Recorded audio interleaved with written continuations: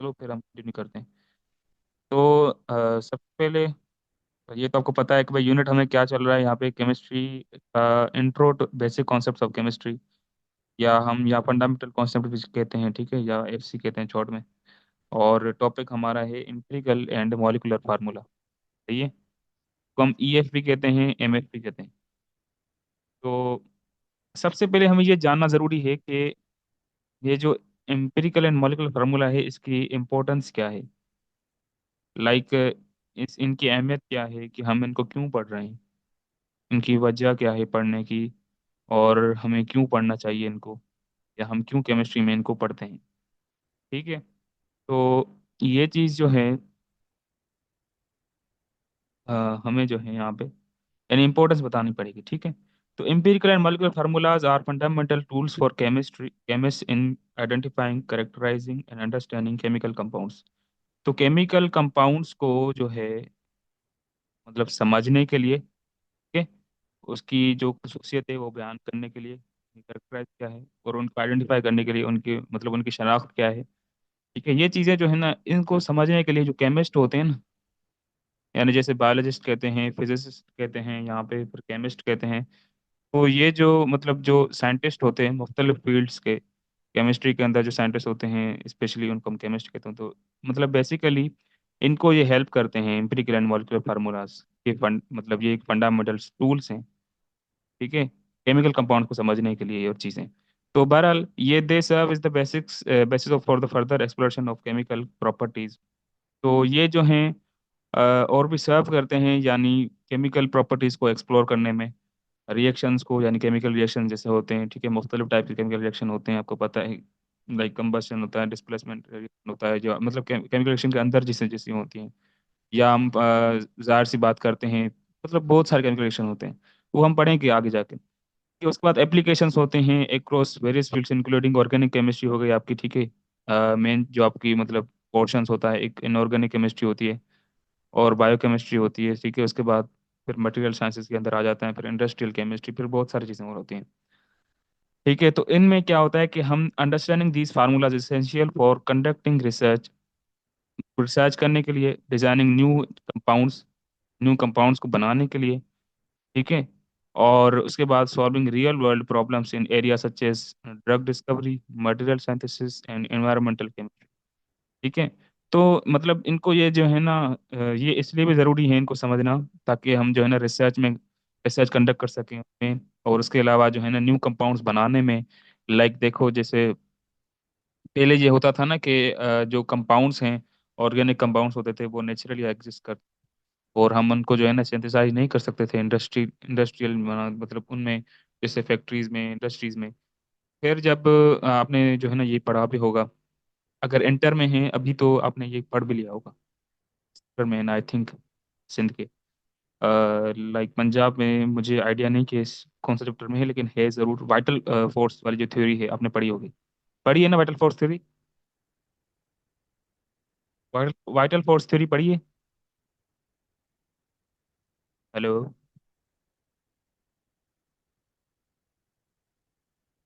Vital force theory पढ़ी है आपने? हेलो?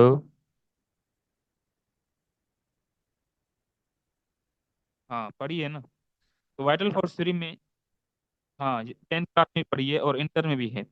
तो वाइटल फोर्स थ्योरी का जो बेसिक मकसद है वो यही है कि मतलब वहाँ से हमें ये पता चला था कि हम इंडस्ट्रियली भी ऑर्गेनिक जो कंपाउंड्स हैं मतलब उनको हम डिज़ाइन कर सकते हैं, ठीक है, अपने तरीके पर। तो ये चीज़ें जो है ना मतलब हमें बाद में हेल्प करती हैं कि भाई हम किस तरह डिज़ाइन कर सकते हैं। चलिए आगे चलते हैं। ये तो थोड़ा बहुत इनका बेसिक था, और फिर जो है को हम क्लियर कर देते हैं।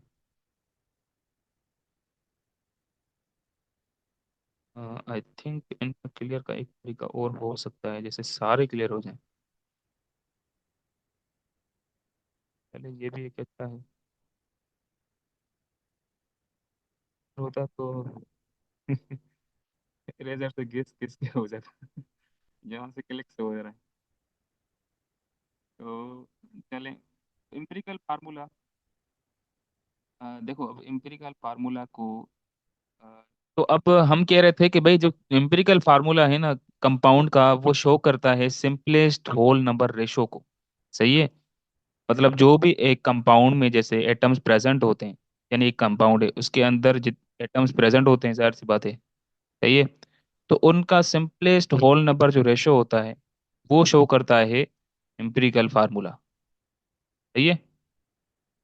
और provides fundamental information about the relative proportion of different elements in a compound।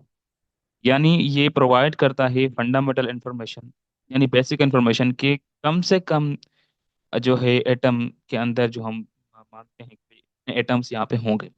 किसी भी कंपाउंड के अलग अलग हो सकते हैं। देखो जैसे हम बात करते हैं वाटर की, तो अब वाटर के अंदर हाइड्रोजन दो है, ऑक्सीजन एक है। तो ऑक्सीजन का एक एटम, हाइड्रोजन के दो एटम। ठीक है।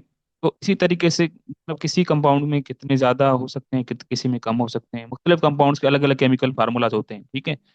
तो उस कंपाउंड के अंदर जो एटम्स हैं उनका अगर हम सिंपलेस्ट रेशो निकालें, ठीक है, तो हम उनको कहते हैं एम्पिरिकल फार्मूला। ठीक है। लाइक फॉर एग्जांपल, जैसे अगर ये मैं मानता हूँ फॉर एग्जांपल ये है, फॉर एग्जांपल ये, अब ये कंपाउंड हमने पढ़ा हुआ है। सही है। कौन सा कंपाउंड है, सॉरी मैं इसको और तरीके से लिखता हूँ ताकि आपको जो है ना रिलेट करने में आसानी हो। हाँ, ये आपने पढ़ा हुआ है, मैं सिंपल लिखता हूँ ताकि जो है ना आप आसानी से समझ पाए। वैल्यू ऑफ सिक्स, ये का फार्मूला जल्दी पता है मुझे। यहाँ पे हम करते जाएंगे ना कि स्टूडेंट के कॉन्सेप्ट क्या है, रिकॉर्डेड में हम चेक नहीं कर पा रहे हैं ना, ये वजह भी है। जल्दी हाँ, क्या है ये, कौन सा फार्मूला जल्दी बताएं। ग्रेट, जबरदस्त। सही है। अब ग्लूकोज का ये फार्मूला है। हाँ, ग्लूकोज के फार्मूले को अगर हम चाहते हैं कि भाई को हम होल नंबर रेशो के अंदर, अब ये क्या है, ये इसका मॉलिक्यूलर फार्मूला है। केमिकल फार्मूला कह सकते हैं, मॉलिक्यूलर फार्मूला कह सकते हैं, जो एक्चुअल नंबर, यानी मॉलिक्यूलर फार्मूला हम इसको कहते हैं जो एक्चुअल नंबर ऑफ एटम्स में कंपाउंड शो करे। Actual number of atoms represents in a compound. सही है। ये कहते हैं कि भाई molecular formula shows the actual number of atoms in a compound. तो हम इसको अगर फॉर एग्जांपल डिवाइड करें, तो हमको आगे देखेंगे, लेकिन मैं आपको यहाँ पे शॉर्ट में बता रहा हूँ। तो अगर हम इसको सिंपलेस्ट करते जा रहे हैं, डिवाइड भी कर सकते हैं, रेशो निकाल सकते हैं, तो है तो रेशो ही, दोनों तरीके हो सकते हैं। ठीक है। तो हम इसको इस तरीके से भी निकाल सकते हैं, लाइक अगर मैं, भाई हम देखते हैं कि ये जो है फॉर एग्जांपल सी है हमारा सिक्स। सही है। तो हम रेशो में जो है ना बीच में दो जो है ना वो लगाते हैं डॉट। सही है। यहाँ पे हम थे कि भाई हम ये रेशो निकाल रहे हैं, तो ये जो है हमारे पास एक्चुअल नंबर, ये मतलब इसका जो है ना मॉलिक्यूलर फार्मूला के एक्चुअल नंबर्स हैं। सही है। तो हम जो है अगर इसका रेशो निकालते जाएं, रेशो में क्या होता है कि हम उस अदद से जो है ना इसको कंप्लेस करते हैं, जिस अदद से इसके सारे मतलब सारे नंबर्स पर हमारा टेबल लगे। लाइक अगर हम बड़े से बड़ा सिक्स का लगाएं टेबल, तो लग जाएगा भाई ये वन टाइम सिक्स, और उसके बाद ये आ जाएगा टू टाइम सिक्स। सही है। और ये आ जाएगा वन टाइम सिक्स। तो हम ये इस तरीके से लिख सकते हैं कि C1H2। सही है। मैं एक जस्ट फॉर एग्जांपल आपको समझा रहा हूँ। और O1 यानी ऑक्सीजन वन। तो ये जो होगा ना, ये हो गया आपका सिंपलेस्ट होल नंबर रेशो। और सिंपलेस्ट होल नंबर रेशो क्या होता है आपका एम्पिरिकल फार्मूला, यानी एम्पिरिकल फार्मूला कंपाउंड का रिप्रेजेंट करता है, शो करता है सिंपलेस्ट होल नंबर रेशो। ठीक है। Of atoms present in compound. तो ये एक कंपाउंड है, ठीक है, उसके अंदर ये एटम्स प्रेजेंट हैं। ठीक है। और इसको हम जो है ना एमएफ भी कह सकते हैं, मॉलिक्यूलर फार्मूला भी कह सकते हैं, या केमिकल फार्मूला कह सकते हैं। ठीक है। तो उसके अंदर ये टाइप्स आते हैं केमिकल फार्मूला के अंदर। तो बेसिकली ये जो है ना इसका वो हो गया, ठीक है, एम्पिरिकल फार्मूला। अब जो है ना ये हमने बात सीखी कि भाई ये रिलेटिव प्रोपोर्शन डिफरेंट एलिमेंट्स का जो है ना कंपाउंड में ये भी प्रोवाइड करता है। रिलेटिव प्रोपोर्शन हमें पता चलता है कि भाई इससे अगर हम रिलेट कर सकते हैं, तो सिंपलेस्ट होल नंबर रेशियो किसी भी कंपाउंड क्या हो सकता है। ठीक है। उसके बाद ये क्रूशियल फॉर आइडेंटिफाइंग द, ठीक है, ये पॉइंट हमने क्लियर कर दी कि crucial for identifying the basic building blocks of compound, specially in cases where the molecular formula is unknown. अच्छा। तो अब ये भी बता रहा है कि फॉर एग्जांपल अगर हमें कभी ये पता ना हो कि हमें हमारे जो है ना मॉलिक्यूलर फार्मूला क्या है, फॉर एग्जांपल किसी भी हमें प्रॉब्लम में दिया जाए या किसी भी एक्सपेरिमेंट में, कोई किसी भी जगह पर हमें ये पता ही ना हो कि मॉलिक्यूलर फार्मूला हमें हमारा ये क्या है इस पर। तो भाई 10 मिनट्स बचे हैं, 30 मिनट्स हो भी गए। चलो दूसरी लिंक भेज रहा हूँ, मतलब अभी ये 10 मिनट कंटिन्यू करते हैं। तो हमें ये जो है ना पता चलता है कि भाई अगर फॉर एग्जांपल मैं मुझे ये दिया जाए कंपाउंड, कि भाई आपको ये कंपाउंड दिया गया है, अब हमें ये बताओ कि इसका मॉलिक्यूलर फार्मूला क्या है। ऐसे भी तो हो सकता है ना कि भाई उल्टा हमें दिया गया हो, एम्पिरिकल फार्मूला दिया गया हो, हमें पता करना हो मॉलिक्यूलर फार्मूला, ठीक है। कहीं पर कुछ दिया गया होता है तो हमें पता करना होता है कोई दूसरी चीज। तो इस तरीके से हमें वेरिएशन सीखनी पड़ती है कि भाई अगर ये दिया गया हो तो हमें वो वहाँ फाइंड कर सकते हैं, अगर वो दिया गया हो तो हम ये फाइंड कर सकते हैं। तो इस वजह से ये चीजें बहुत जरूरी है, सही है।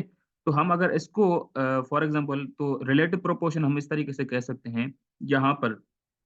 अगर हम जो है ना जनरल इसकी रिलेशन देखें कि अगर हमारे पास ये चीज़ें जो हैं फॉर एग्जांपल यहाँ पर मैं ये लिख देता हूँ कि C1 है हमारे पास यहाँ पर एम्पिरिकल फार्मूला, और उसमें जो है ना कार्बन है 1 हमारे पास, उसके बाद हाइड्रोजन है हमारे पास 2, सही है, और उसके बाद ऑक्सीजन है हमारे पास 1। तो अगर मैं इनको मल्टीप्लाई करूँ 2 के साथ, ठीक है, तो क्या आ जाएगा हमारे पास रिजल्ट ये है, मतलब एक शॉर्टकट है यहाँ पर रिलेटिव प्रोपोर्शन, रिलेटिव हमें बता रहा है, एक रिलेशन बता रहे हैं दोनों के अंदर में हम। अगर कोई बड़ा प्रॉब्लम होगा फॉर एग्जांपल जिसमें अंदर आपके बहुत सारे स्टेप्स आते हैं, वो एक तरीका होता है, पूरा एक मेथड होता है किसी भी कंपाउंड को बना मतलब उसको फाइंड करने का। ये लेकिन ये एक जनरल रिलेशन है कि भाई अगर हम इनके फार्मूलाज को देखें तो हम किस तरीके से देख सकते हैं कि अगर हमें दिया गया हो एम्पिरिकल तो हम कैसे मॉलिक्यूल कर सकते हैं, मॉलिक्यूल फार्मूला में फाइंड कर सकते हैं। अगर हमें दिया गया हो एमएफ तो हम कैसे ईएफ कर सकते हैं। तो इस तरीके से तो अगर हम यहाँ पे मल्टीप्लाई कर देते हैं तो 2 के साथ जब ये मल्टीप्लाई होगा तो कार्बन यहाँ पे आ जाएगा, फॉर एग्जाम्पल 2 में कह रहा हूँ, सॉरी। तो अगर ये टू टू टाइम्स कह रहा है, ठीक है, तो ये भी एक बात याद रखें, जरूरी नहीं कि आप 2 के साथ मल्टीप्लाई करें। 2 टाइम करेंगे तो इसका 2 टाइम्स का फार्मूला ये आ जाएगा। अगर 3 टाइम्स करेंगे तो हमें पता चल जाएगा कि 3 टाइम्स यहाँ पर ये आ जाएगा। तो अगर हम 2 टाइम्स कर रहे हैं फॉर एग्जाम्पल, हमें ये पता होना जरूर चाहिए कि एम्पिरिकल फार्मूला है क्या इसका। तो फिर हम तभी पता चलेगा, लाइक हम यहाँ 2 पे कर रहे हैं तो क्या आ जाएगा यहाँ पे, 2 C2 आ जाएगा, यहाँ पर H4, सही है, और O2 आ जाएगा, सही है। उसके बाद हम फिर यहाँ पे देखेंगे कि लाइक यहाँ पे अगर हम 2 के साथ और मल्टीप्लाई कर रहे हैं तो क्या हमारा एक्चुअल फार्मूला बन रहा है, सही है, या नहीं बन रहा। अगर बन रहा है तो सही है, अगर नहीं बन रहा तो हम पीछे जाएंगे, फिर बैक जाएंगे कि हमें यहाँ से 3 से मल्टीप्लाई करना चाहिए या 2 पे करना चाहिए, ठीक है। इसको हम आगे ये भी देखेंगे कि इसका जो यहाँ पर लगा रहे हैं वो बेसिकली है क्या, सही है। लाइक एन नंबर है, जैसे हम बात करते हैं ना कि भाई ये nth नंबर है, 1 से लेकर बात करते हैं 1 2 3 4, फिर कहते हैं कि भाई ये जा रहा है एन नंबर तक, nth नंबर तक, मतलब जो है जितने भी नंबर आएंगे बीच में। तो फिर अगर हम यहाँ पर देख रहे हैं कि भाई नहीं ये एक्चुअल जो है कंपाउंड नहीं बन रहा, तो यहाँ पर हमें पीछे बैक जाना होगा, ठीक है। जैसे हम कहीं भी जाते हैं तो फिर हम चेक करते हैं ना बाद में पीछे कि है यहाँ पर कौन सी सही बात है कौन सी गलत बात है, सही है। तो हम अगर हम इस तरीके से फार्मूलाज को देखें तो हम ये देख सकते हैं फॉर एग्जांपल कि भाई अगर हम अ, यहाँ पे एन नंबर लगाते हैं तो फिर हम देखेंगे कि भाई अगर मैं इसको किस अदद से मल्टीप्लाई करूं तो हमारा ये एक्चुअल फार्मूला आ जाए ये वाला, ठीक है। तो हम देख सकते हैं कि अगर हम 3 से मल्टीप्लाई करूं तो आ जाएगा, या 4 से करूं तो आ जाएगा, ठीक है। तो इस तरीके से मुझे ये देखना पड़ेगा, ठीक है। अगर मैं देखूंगा तभी मेरा जो है ना वो आ सकेगा, अगर मैं नहीं देखूंगा तो फिर वो तरीका नहीं आ सकेगा, सही है। अगर मैं जो है ना 6 से करूं तो हो सकता है 6 से आ जाए, ठीक है। तो ये मुझे चेक करना पड़ेगा एन नंबर कौन सा होगा, एन नंबर हमें फाइंड करना होगा, सही है। तो यहाँ पे मुझे जो लग रहा है कि मैं यहाँ पे मैं 6 से अगर करूँ तो आ जाएगा, तो मैं अगर यहाँ पे 6 करता हूँ, 6 C6, यहाँ पे आ जाएगा H12, यहाँ पे आ जाएगा O6, सही है। तो यहाँ पर हमारा क्योंकि रेशो जब हमने हमने यहाँ पे लगाया था ना, तो वो हमने डिवाइड भी हमने 6 से ही किया था, रेशो में हम डिवाइड करते हैं ना। इसी तरीके से जब हम मोलिकुलर फार्मूला फिर फाइंड करेंगे एम्पिरिकल से तो हमें मल्टीप्लाई भी उसी 6 से करना पड़ेगा, सही है। तो ये एक जस्ट मैं आपको बता रहा हूँ, अगर सिंपलेस्ट होगा तो फिर हमें उसी तरीके से 2 से करना पड़ेगा, थोड़ा बड़ा होगा।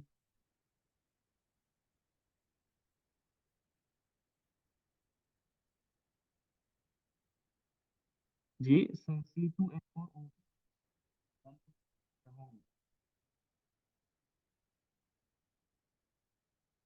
हाँ देखो, अब ये जो आपने बताया ना कि एसिटिक एसिड ये बन रहा है, तो बन तो रहा है ठीक है, लेकिन अगर मैं कह रहा हूँ कि मुझे अगर इस ग्लूकोज का फार्मूला फॉर एग्जांपल, तो मुझे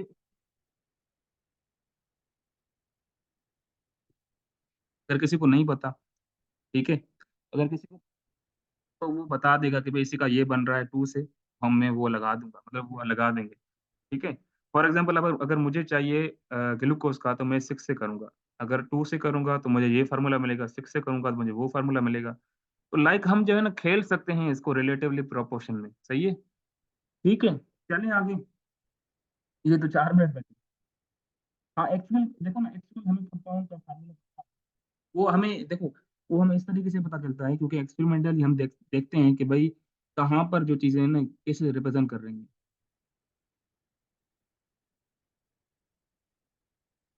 हाँ बिल्कुल, हमें ये सही है। हाँ ये पता होगा कि भाई इसका हमें फाइंड करना है, इसका नहीं फाइंड करना, वो हमें दिया गया होता है प्रॉब्लम में। प्रॉब्लम ऐसे होते हैं कि भाई आपको जो है ना चीजें 70% दी गई होती है, 30% आपको फाइंड करनी होती है, ठीक है, इस तरीके से होता है। स्टेप्स आपको जो है ना बहुत सारी चीजें दी गई होती है,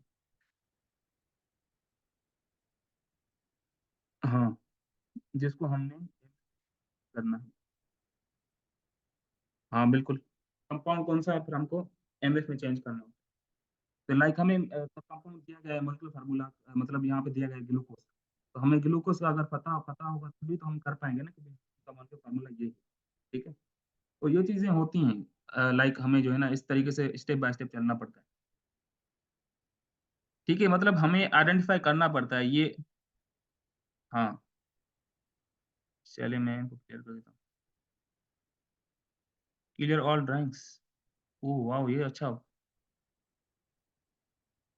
चलिए आगे चलते हैं। अच्छा इनको मैं और भी अच्छे तरीके से यहाँ पर बोर्ड पर जब लेक्चर दूंगा ना रिकॉर्ड वाले, तो आपको बताऊंगा। अभी क्या होता है कि रूम पर मतलब मीटिंग की मुझे बहुत ये बुरी बात लगती है कि लाइक टाइमिंग का जो है ना बहुत वो है, अभी 2 मिनट बचे हैं, तो मैं कहूंगा कि फिर दूसरी लिंक आएगी तो फिर दूसरे कनेक्ट होंगे। तो लाइव का एक अच्छा सही भी है, लेकिन फिर ये भी है, मतलब एक चीज मेरिट भी है, एक चीज डिमेरिट भी है। अच्छा फिर यहाँ पर देखते हैं कि भाई अंडरस्टैंड करते हैं एम्पिरिकल फार्मूला में पढ़ा कि एम्पिरिकल फार्मूला क्या है, सिंपल है, होल नंबर रेशियो एलिमेंट्स का जो कंपाउंड के अंदर होते हैं, सही है। तो लाइक जैसे देखो यहाँ पर C2H6 है। अब कंपाउंड के नाम आप याद कर लें तो और अच्छा है, आस्ते आस्ते कंपाउंड के नाम याद करते जाएं क्योंकि ये हेल्प करते हैं केमिस्ट्री के अंदर।